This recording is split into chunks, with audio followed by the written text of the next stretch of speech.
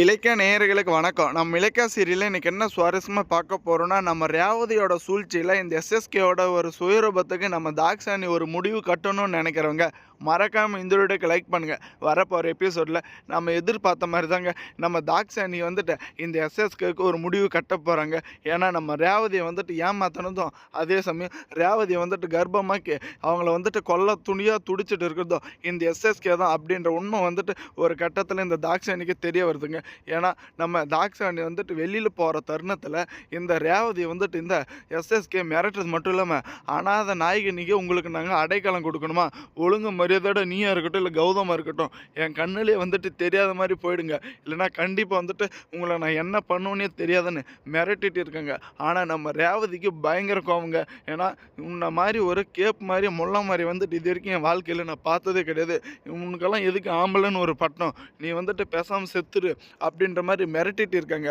ஆனால் ஒரு கட்டத்தில் நம்ம தாக்ஷாயணி, நீ கண்டிப்பாக இங்கே தான் வேலை பார்க்கணும், ஏன்னா என் உயிரை வந்துட்டு நீ கடவுள் மாதிரி காப்பாற்றிருக்க, கண்டிப்பாக உன்னை விட்டால் எனக்கு வேறு யாரும் இல்லை, நீ வந்துட்டு மற்ற வீட்டில் வேலை பார்க்கறதுக்கு இந்த ஒரு வீட்டிலே தயவு செஞ்சு வேலை பாருன்ற மாதிரி ரொம்பவே வந்துட்டு ஒரு பணிவோடு கேட்டுட்டு இருக்காங்க.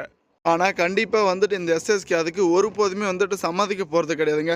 ஏன்னா கண்டிப்பாக இந்த ஒரு உண்மை வந்துட்டு நம்ம இல்லாத தருணத்தில் இந்த எஸ்எஸ்கேவை பற்றி இந்த தாக்ஷாயணிக்கிட்ட இந்த ரேவதி சொல்லிடுவான்ற ஒரு பயங்க கூடிய சீக்கிரத்தில் இந்த ரேவதி வந்துட்டு தீர்த்து கட்டணும். இதுக்கு முன்னாடியே நம்ம வந்துட்டு ஒரு டைமு திட்டம் போட்டோம், அது வந்துட்டு சரியாக செயல்படலை.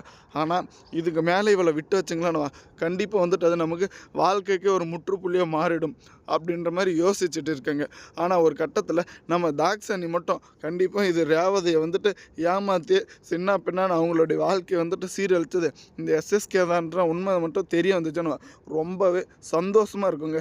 ஏன்னா இப்போ இருக்குமே வந்துட்டு ஒரு பொம்பளையோட வாழ்க்கை வந்துட்டு கெடுத்துட்டு இன்னொரு பொம்பளையோட வாழ்க்கை வந்துட்டு கிடக்கிறதுக்கும் ரொம்பவே தயாராக இருக்கிறது இந்த எஸ்எஸ்கே தாங்க.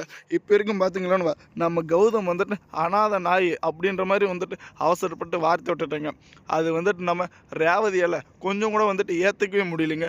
ஏன்னா இப்போ வரைக்குமே பார்த்தீங்களான்னு நம்ம கௌதமும் இலக்கியமும் அந்த ஒரு வீட்டுக்காக ரொம்பவே வந்துட்டு கஷ்டப்பட்டு இருக்காங்க. ஆனால் எந்த ஒரு வந்துட்டு அனுபவமே கிடையாமல், எந்த ஒரு திறமையும் கிடையாமல், இந்த அஞ்சலிக்கு சாதகமாக இந்த எஸ்எஸ்க்கு வந்துட்டு அவங்களே இந்த ஒரு வீட்டை விட்டு வெளியே அனுப்பிச்சிட்டு அந்த ஒரு கம்பெனி வந்துட்டு அஞ்சலியோட பேருக்கு மாற்றி கார்த்திக் வந்துட்டு ஈஸியாக மயக்கி ரொம்ப நல்லாவே வந்துட்டு செயல்பட்டுட்டு இருக்குங்க. இதுக்கு எல்லாத்துக்குமே வந்துட்டு முடிவு கட்டணுங்க. ஆனால் நம்ம ரேவதி அம்மாவை பொறுத்த வரைக்கும் இந்த தாக்ஷாயணி கிட்ட ஏதோ ஒரு அளவுக்கு உண்மை இருக்குது போல். கண்டிப்பாக இவங்க கிட்ட எல்லா உண்மையுமே சொல்லி கௌதமுக்கும் இலக்கியாவுக்கும் ஒரு நிம்மதியான வாழ்க்கையை கொடுக்கணும். ஏன்னா இந்த எஸ்எஸ்கேவால் திரும்ப வந்துட்டு அவங்களுக்கு தொந்தரவு வரக்கூடாது. கௌதமுக்கு மட்டும் நான் தான் அவனுடைய அம்மா, எஸ்எஸ்கே தான் என்ன ஏமாத்தணும் அப்படின்ற உண்மை மட்டும் தெரிய வந்துச்சு. கண்டிப்பாக எஸ்எஸ்கேவை கொல்லாமல் விட மாட்டான். நம்மளே வந்துட்டு கௌதமோட வாழ்க்கையை வந்துட்டு கெடுக்கக்கூடாதுன்னு நம்ம ரேவதி கொஞ்சம் பொறுமையாக இருக்காங்க. ஆனால் விட விட வந்து ரொம்பவே அட்வான்டேஜாக இந்த எஸ்எஸ்கே நடந்துட்டு இருக்காங்க.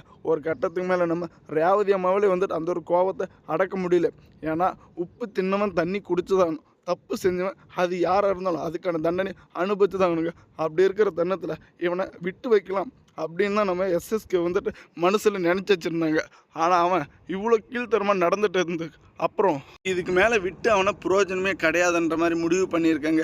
கூடிய சீக்கிரத்தில் நம்ம தாக்ஷாயணி வந்துட்டு இப்போ நம்ம ரேவதி இந்த எஸ்எஸ்கே மிரட்டிட்டு இருக்கிறத பார்த்து, என்ன ரேவதி என்ன நடக்குது, இவங்கள முன்கூட்டியே தெரியும்னு சொன்னால் ஆனால் மிரட்டுற அளவுக்கு வந்துட்டு இவங்க என்ன தப்பு பண்ணாங்க அப்படின்ற மாதிரி கேட்டு அப்போ தாங்க நம்ம ரேவதியோட பர்ஸில் இருக்கிற அந்த ஒரு ஃபோட்டோவை எடுத்து காமிக்க போகிறாங்க. ஏன்னா நீங்கள் இவ்வளோ நாளாக நினச்சிட்டு இருக்கீங்களே உங்கள் புருஷன் அவன் தான் வந்துட்டு கௌதமோட அப்பா, கௌதம திட்டம் போட்டு ஏமாத்தன் மட்டும் இல்லாமல் இவ்வளோ நாளாக வந்துட்டு கௌதம கொல்றதவங்க வேறு துடியாக துடிச்சிட்டு இருக்கான். இதுக்கு எல்லாத்துக்கும் மேலும் நீங்கள் தான் வந்துட்டு ஒரு சரியான முடிவு கட்டணும். ஏன்னா கௌதமும் இலக்கியாவும் அந்த ஒரு வீட்டுக்காக ரொம்பவே கஷ்டப்பட்டு இருக்காங்க. எந்த ஒரு அனுபவமே இல்லாமல் அஞ்சலிக்கு சாதகமாக நீங்கள் அந்த ஒரு வீட்டையும் அந்த ஒரு கம்பெனியும் எழுதி கொடுத்துட்டீங்கன்ற மாதிரி சொல்ல போகிறாங்க. தேங்க்ஸ் ஃபார் வாட்சிங்.